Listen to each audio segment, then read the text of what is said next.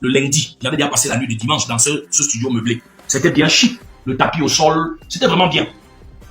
Et il y a une assistante qui vient, on me dit que c'est l'assistante qu'on a mis à ma disposition. J'étais content de ce que tout allait bien. Sauf que, quand mon grand frère et ma grande soeur arrivent, on se demande à combien coûte cet appartement et qui paye. C'est un appartement meublé trop beau. Un studio meublé trop beau. On se pose des questions. 3 jours après, on vient me dire qu'il faut payer 20 000, sinon je dois libérer. Parce qu'en réalité, on paye là-bas 20 000 par jour. Voilà, bonjour les continentaux. Regardez bien ce qui se passe derrière moi. Ouvrez grandement les yeux. À la première sortie de ma vidéo, quand le buzz de Prince Aimé, Malox et de Bordeaux avait commencé, j'avais bien attiré l'attention des Camerounais et de mon frère Prince Aimé. Je l'avais fait comprendre que, généralement au Cameroun, la majorité des producteurs et des managers font ce qu'on appelle le pique-bœuf. Alors, pourquoi les gens veulent toujours rentrer dans ce qui n'est pas détourner l'opinion publique du vrai débat? On dit qu'on m'a logé à Santa Barbara, j'ai refusé. Moi, je vais maintenant vous raconter l'histoire de la chambre. Puisqu'ils veulent que je vous raconte l'histoire de la chambre. L'histoire de la chambre, voici comment ça se passe. Une semaine après la sortie de la version Viviane avec Malox et les 5 grosses têtes, un jour, les gars de Easy Consulting me trouvent dans mon quartier à la cité chez moi. Et on me dit, fais tes bagages, prépare-toi parce que tu pars ce soir, c'était un dimanche. J'ai dit, je pars comment? On dit non, on va faire le salaka ensemble pour dire au revoir aux gens de ton quartier. Et puis tu vas partir pour rejoindre ta nouvelle maison. J'ai dit d'accord. J'ai dit, mais est-ce que je peux pas dormir même une nuit de plus? On me dit non. Et je vais à leur bureau. Après leur bureau, on vient chez moi où je vis à la cité-ci. Et c'est comme ça qu'on avait invité les gens du quartier qui sont venus. Vous avez vu sur les réseaux sociaux, moi je parle avec les preuves. Je ne raconte pas des histoires de gauche à droite comme les gens sont en train de raconter. Et on a fait le salaka. J'ai fait le discours pour remercier le quartier qui m'avait accueilli depuis que j'étais là et pendant toute la période difficile que j'avais traversée avant que le buzz, le succès de Viviane ne renaisse. Et on m'a amené dans un studio meublé à Maquette derrière la direction Orange. Et pendant qu'on m'amène là-bas pour me loger, on me fait comprendre qu'ils sont en train de signer des gros contrats avec MTN, avec Orange. Des gros contrats. C'est ce qu'on me fait comprendre. Et on va me loger dans cet appartement. Une suite, dans un studio. Derrière la direction Orange. Et j'attendais ma grande soeur et mon grand frère qui devaient arriver sur doigt là, justement parce qu'il y avait déjà des incompréhensions. C'est la première fois que ma famille va s'initier dans ma collaboration avec les différentes personnes concernées. Et c'est comme ça que mon grand frère et ma grande soeur arrivent le lundi. J'avais déjà passé la nuit du dimanche dans ce studio meublé. C'était bien chic, le tapis au sol, c'était vraiment bien. Et il y a une assistante qui vient, on me dit que c'est l'assistante qu'on a mis à ma disposition. J'étais content de ce que tout allait bien. Sauf que, quand mon grand frère et ma grande soeur arrivent, on se demande à combien coûte cet appartement et qui paye. C'est un appartement meublé trop beau. Un studio meublé trop beau. On se pose des questions. 3 jours après, on vient me dire qu'il faut payer 20 000, sinon je dois libérer.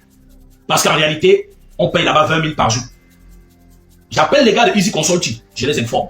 On me dit que l'appartement paye 20 000 par jour. Je croyais que vous avez payé ici peut-être au moins 1 an ou 6 mois. Pourquoi vous m'avez amené ici? Pourquoi vous m'avez sorti de ma chambre? Et ils me disent non, c'est Calabash. Nous, on ne sait pas ce qui s'est passé. Entre-temps, la ménagère qu'on avait recrutée, je lui demande à combien coûte son salaire. Elle dit 80 000. Je demande à Easy Consulting qui paye. On me dit c'est moi. J'ai dit mais comment vous avez négocié sans me consulter? On me dit non, on attendait à ce que c'est moi qui négocie avec elle.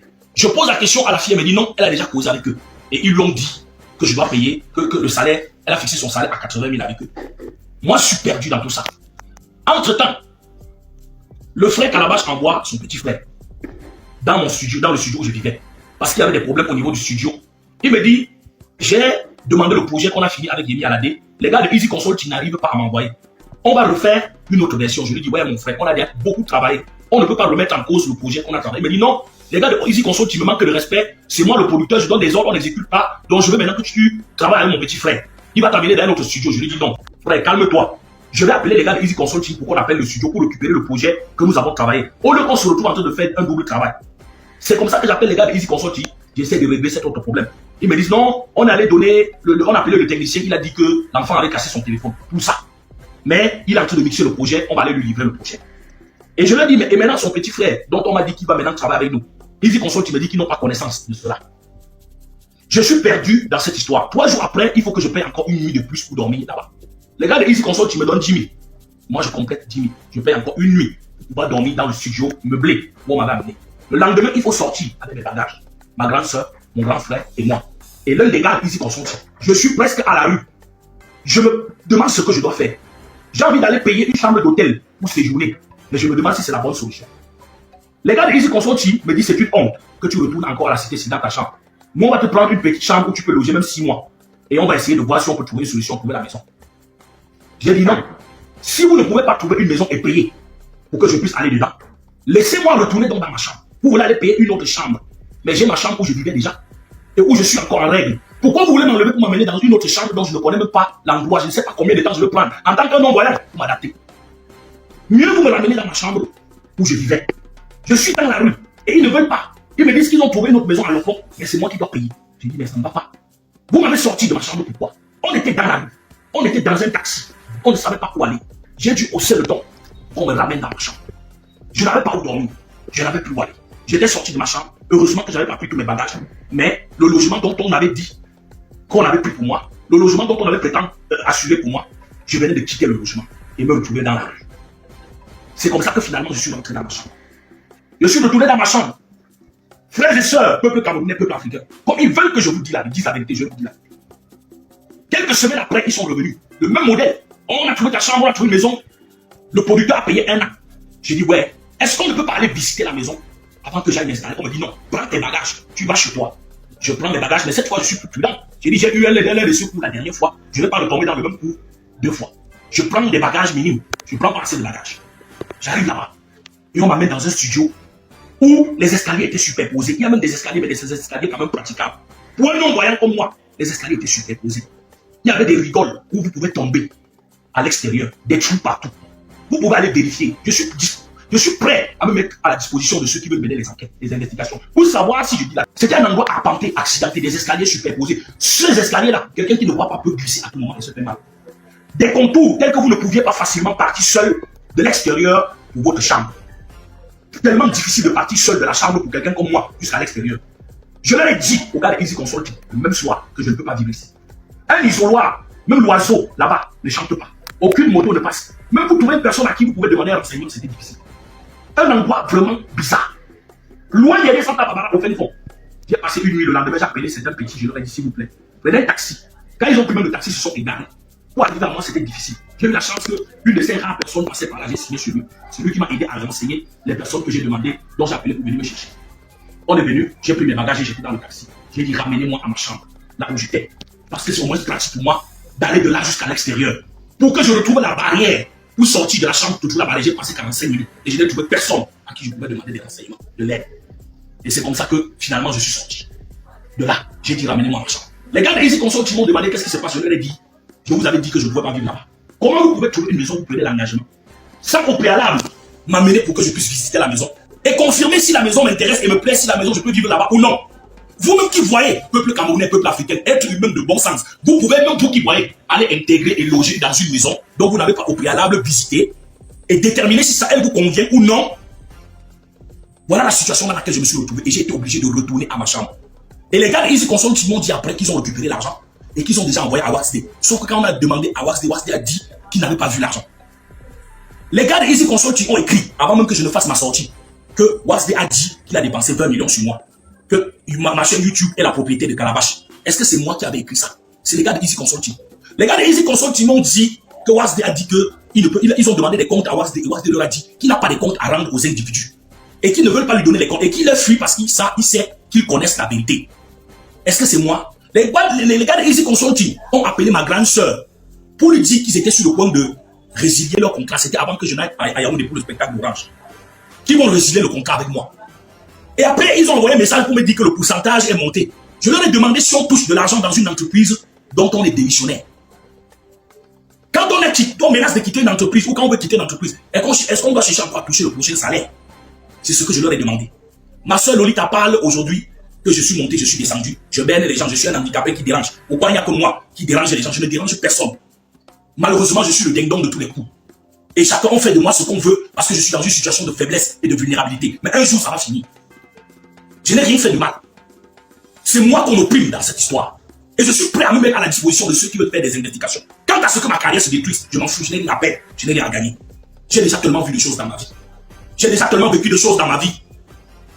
Et je suis rentré dans ma chambre. Avec un lit que j'ai donné, 45 000 francs au gars de Easy Consulting pour acheter. Ils sont allés acheter un lit que quand je suis arrivé dans la cité, tous mes voisins ont crié que quel est ce genre de lit? Ça n'a-t-il même pas un lit de 25 000 francs? Tout le monde a crié qu'allez le remettre. J'ai appelé on a appelé les gars d'Easy Consulting, ils nous ont envoyé là où on avait acheté le lit. Les gens ont dit qu'ils ne reconnaissent pas avoir vendu un lit après scellé. On a demandé qu'on amène le lit dans leur bureau. On a amené le lit dans leur bureau. Ils ont dit qu'ils vont venir changer le lit, qu'on vient remettre le lit. On est venu mettre le lit à l'extérieur de ma chambre. Ça fait plus d'1 mois. Peuple camerounais, peuple africain, le lit là est toujours ici, à l'extérieur de ma chambre. Personne n'est venu changer le lit. C'est un faux lit qu'ils ont pris 45 000 pour acheter. Quand on les a interrogés, ils ont dit que c'est moi qui avais demandé qu'on me donne le lit de 45 000. Mais c'est moi qui payais. J'ai dit le lit de 45 000, mais c'était pas pour qu'on choisisse n'importe quel lit. Qui voit à la place de l'autre? Qui était censé choisir? On dit que je me joue de mon handicap pour berner les gens. C'est terrible. Maman Louis, tu es une femme qu'on respecte. Il ne faut pas défendre la honte. Ne défends pas la honte. Donc toi-même tu auras honte demain de la honte que tu as défendue. Je suis ton petit frère, j'ai beaucoup de respect pour toi. J'ai beaucoup d'amour pour toi. Mais tu tiens des propos qui ne sont pas à leur place. Tu dois dire la vérité au peuple camerounais, que je suis opprimé. Que ces gens me libèrent pour que je puisse sortir une nouvelle chanson, parce que je ne peux pas reprendre les mêmes personnes pour recommencer. Sinon on aura les mêmes résultats. C'est toi, Maman Lolita, qui a parlé des millions d'oranges avec les autres internautes. C'est vous qui avez parlé des millions d'oranges. C'est vous qui avez parlé des millions d'oranges. Et vous avez donné des témoignages concordants en ce sens. Et je n'ai pas parlé du milliard pour rien. J'ai parlé avec les membres de mon équipe. Ce n'est pas pour rien que j'avance le chiffre du milliard. Vivian a été distribué au Canada, aux États-Unis, en France, un peu partout dans le monde, au Nigeria. Imaginez-vous. Moi, je ne suis pas fou. Je parle des choses qui sont vraies et qui sont vérifiables. Moi, je ne veux pas trop bavarder. Comme ils vous ont dit qu'ils m'ont logé à Santa Barbara. Voilà l'histoire de la chambre. Et l'assistante, je vous dis que dans le contrat, il était question qu'ils puissent mettre à ma disposition une assistante. Ça n'a pas été fait. L'assistante qu'ils ont mis à ma disposition, on m'a dit qu'elle coûtait 80 000. Et c'était que pour le studio où on m'avait logé. J'ai dit à la fille de rentrer que je devais réfléchir et l'appeler. Comme je suis rentré dans ma chambre, on ne l'a plus jamais appelé. Il n'y a plus jamais eu d'accord entre eux et moi pour qu'on puisse appeler l'assistante. La voiture qu'on m'a offerte. Si vous ne le savez pas, c'est moi qui ai fait les papiers de la voiture. On m'a offert une voiture sans papier. La semaine où on vous a dit que je suis allé à Kribi sans voiture, c'est parce que la voiture n'avait pas les papiers. J'ai été obligé de faire les papiers de ma voiture moi-même. On avait dit qu'on devait payer mon chauffeur. J'ai trouvé le chauffeur, mais c'est moi qui paye mon chauffeur. C'est moi qui paye mon chauffeur. Que les gens arrêtent de vous raconter des histoires à dormir debout. Moi, je n'ai rien à gagner à venir à chercher la compassion ou la sympathie des gens. Je ne suis pas un pleurnicheur. Je ne vois pas, Dieu n'a pas permis que je puisse avoir les yeux, mais je suis un battant. Je suis un battant, mes frères et sœurs. Je ne suis pas arrogant. J'ai été toujours humble. Vous n'avez jamais entendu ma voix. Tout ce qu'on a dit jusqu'ici, c'est la première fois que je lève la voix. Et je lève la voix parce que c'est grave. Et que chacun soit prêt à assumer ses propos. Parce que peut-être on ne va pas rester seulement dans le cadre des réseaux sociaux. Que Dieu vous bénisse. Je disais encore à notre grande sœur Lolita, j'ai beaucoup de respect pour elle. D'ailleurs, elle est la seule personne que quand elle parle, je réponds directement en m'adressant à elle. J'ai beaucoup de respect pour elle, mais elle doit savoir, même si elle est en train de me soutenir, elle doit savoir me soutenir. Me traiter de mendiant, c'est insulter mon combat. J'ai refusé la mendicité pour me consacrer au travail. Et je suis au service de la musique camerounaise depuis plus de 21 ans. Et avant ça, j'ai joué dans les rues partout au Cameroun, que ce soit à Yaoundé, à Douala ou dans d'autres régions du Cameroun. On m'a connu un peu partout avec ma guitare avant que je ne sorte mon premier album. Et j'entends, on parle tellement de la reconnaissance. Mais je me demande de quelle manière faut-il être reconnaissant. Est-ce que la reconnaissance signifie qu'on doit devenir sujet de quelqu'un? Ou alors qu'on ne doit plus avoir sa propre vie? On parle d'un grand frère qui m'a donné un coup de main à un moment donné aussi de la vie. Mais quand il était au Cameroun, je lui ai exprimé ma reconnaissance à ma manière. Et je n'ai pas besoin de crier en mon dos vision pour dire ce que j'ai fait. Il a fait ce qu'il a pu faire et moi aussi, en retour, j'avais exprimé ma reconnaissance à ma manière. Je n'ai pas besoin de raconter. J'ai beaucoup de respect pour lui.